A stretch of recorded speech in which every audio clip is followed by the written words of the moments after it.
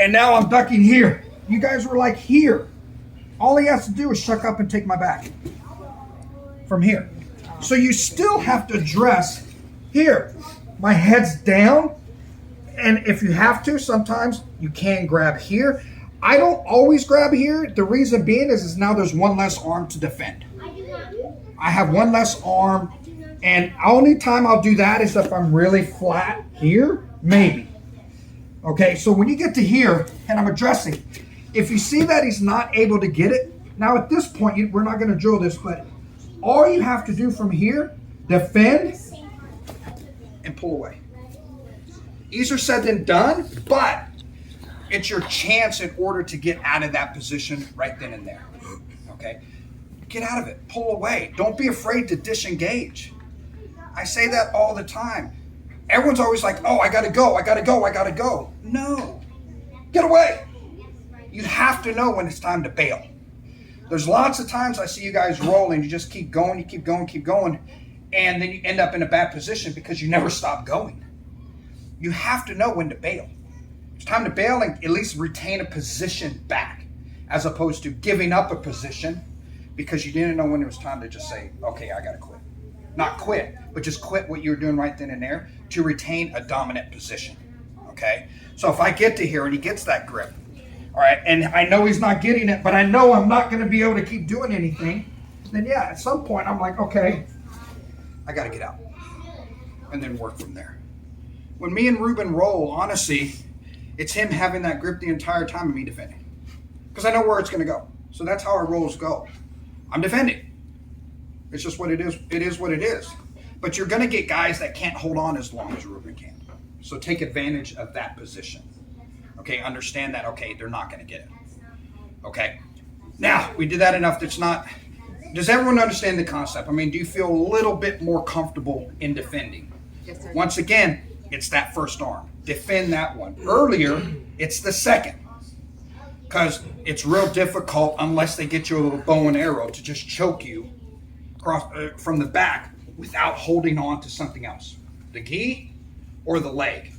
Okay, so with just that one, if you defend it now, bow and arrow is a totally different defense. Okay, so we're not even going to get into that.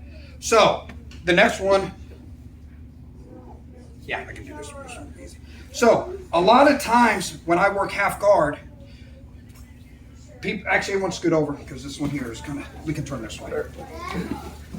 I've seen, not a ton, but I've seen people get into where they get into Kimura and they get stuck. Or they actually get submitted, or they actually get swept, okay? So what's gonna happen a lot of times when I go in and I get tight on someone, they're automatically gonna grab that Kimura. And I see a lot of people, I've seen it where you guys are like, oh shit, what am I gonna do, okay? So the moment I feel that they got the Kimura, I'm now going to step up and step over my arm. I'm not going to try to escape at this point. All I'm going to do is stay heavy. Now, Ruben doing his job is going to start ripping it. This is what they're going to do. See how he's straightening his body? So every time he goes to straighten his body, I'm going to sink down lower. And I'm just going to keep working. Now you see where his grip moved up to.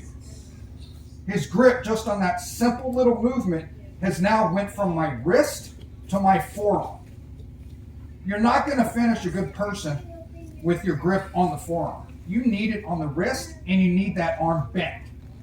My goal with the Kimura, everyone needs to understand, my goal or your goal is you need to keep that arm straight. So I'm trying to keep this as straight as possible. Now, unless it's Brad ripping your arm off, you should be able to defend those people. So I'm going here, and I'm automatically grabbing the inside of my thigh.